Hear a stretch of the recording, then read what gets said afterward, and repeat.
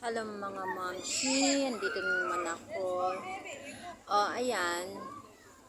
Nag-order na kami ng pagkain kasi andito lang naman ako naghihintay kay Laila. Ay, nag-order na ako. Tignan nyo. Ayan, naglalaro sila dyan. Ayan. Diyan siya. Pero hindi ko alam kung nasaan siya dito. Kaya, social. Upo. Ganun talaga. Mamaya, uwi kami mga siguro, mga 7 na. Nan ko lang. Oo. Mga 7 na siguro kami uwi mamaya.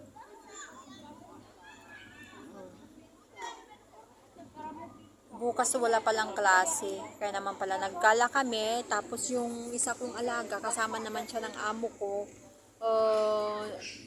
Nagpunta yata sila sa nag-booking sila ng ticket namin. Kasi magbabakasyon daw kami. Nag-booking sila ng ticket namin. Maaga na silang nag-booking ng ticket pang December para mas mura. Mas mura.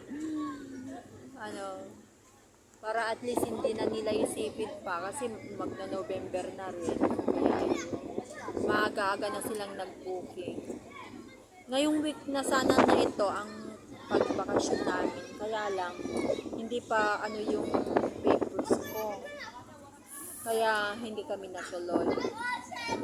So ngayon, dahil okay na, ayun, pwede na nila ako isama kahit saan na sila magpunta. Sige, sama ako. Sabi ko naman, diba, para naman makarating ako sa yung mga lugar na hindi ko pa narating. Diba? Pero ang ganda ng hangin dito mga guys. Mahangin siya. Halata mo ang hangin. Ang ganda. Ay, kala ko kung sino yun. Pala. Sige guys.